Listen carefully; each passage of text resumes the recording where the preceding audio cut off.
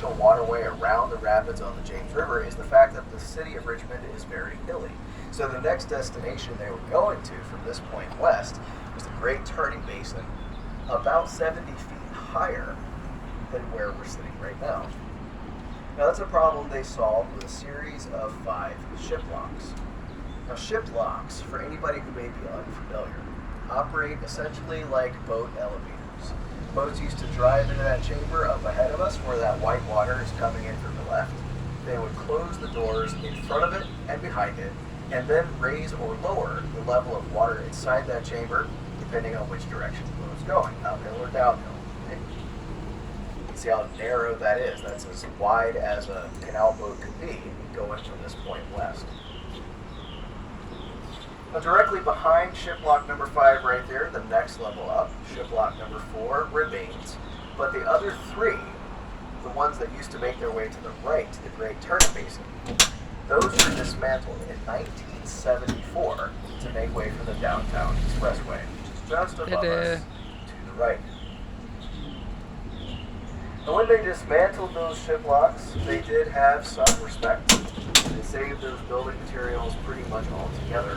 The stones were eventually repurposed right here to form the capstone along this reconstructed portion of the canal. So these granite blocks that have some iron staining on the side, these came from shiplock, the geological formation responsible for the rapids that all of this was meant to detour around in the first place. So it's kind of a poetic solution to the problem, I say, that they were able to use that obstacle as building material for its own solution. And there's another one at ground level on the right-hand side that was built by the Southern Railway. And this triple crossing was made famous by a Richmond photographer named Tony Dementi. He got a picture of 3 steam trains here, all on the triple crossing at the same moment, and representing each of the 3 railroads. And that was a big enough deal that it actually became a postcard shot for the city. But since that time, the top 2 tracks have been purchased by CSX Corporation. So it's no longer 3 different companies operating the triple crossing, but still the first place in the world that was ever completed. And the infrastructure of all 3 is absolutely still in use today.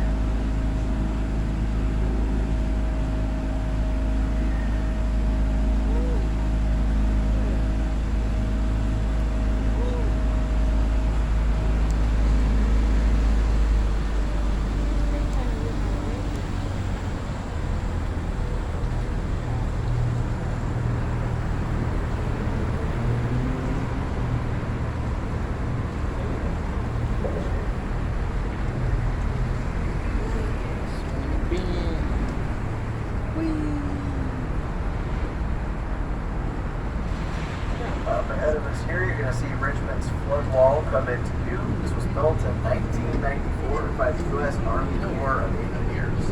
It's about 1.5 miles long and protects this portion of Richmond from floods of up to 40 feet.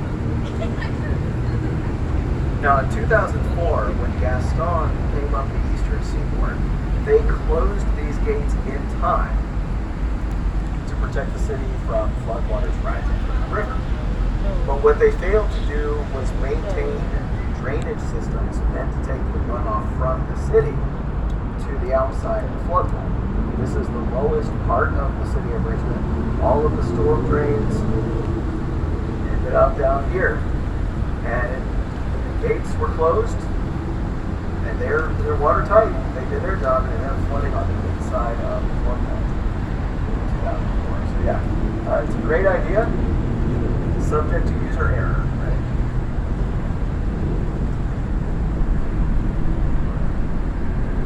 Just watch out for your elbows and fingers. This is a pretty narrow opening here. You see some scuff marks on the right-hand side where contact is made pretty frequently.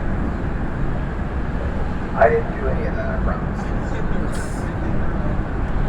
Alright, and we've now entered into the old Richmond dock that I've been telling you about.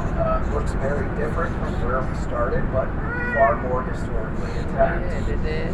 On the left-hand side, you can still see some of the metal cleats here where ocean-going vessels used to tie up in a dock before the interstate system was built.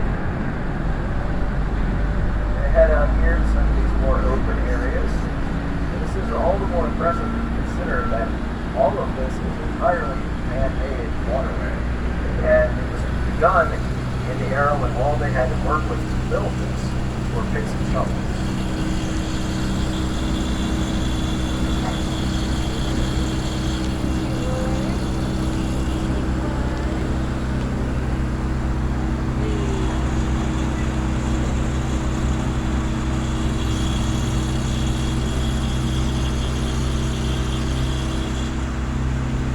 On the right-hand side, we have Chapel Island, very narrow strip of land sitting between the man-made canal here and the James River on just the other side. And oftentimes, we have some pretty cool wildlife hanging out on Chapel Island. And right now, I see we've got a great blue heron hanging out on those limbs that have fallen into the canal. There's some turtles as well basking in the sun.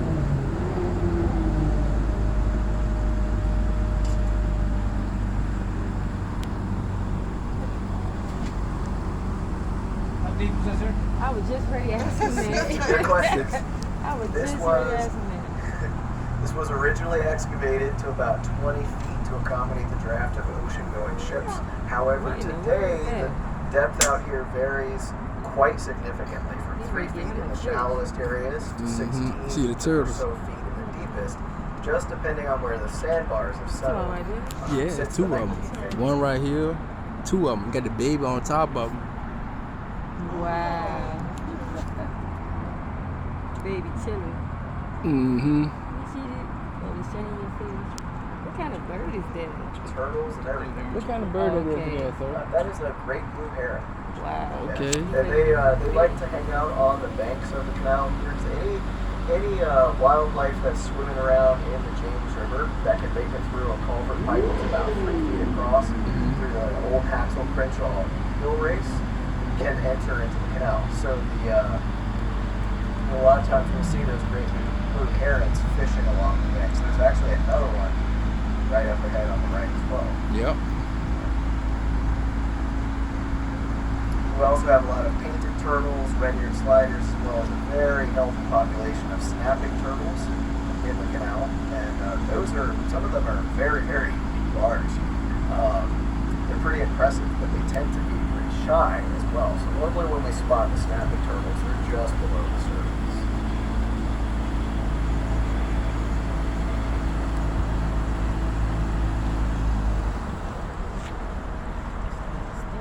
Mm-hmm. Fishing. This one's posing for us. Mm-hmm. City bird.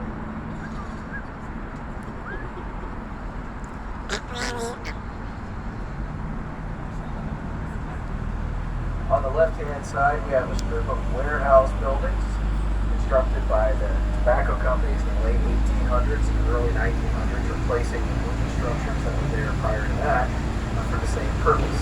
And because of that origin, even though they've all been renovated for other uses since then, this is still known as Tobacco Row.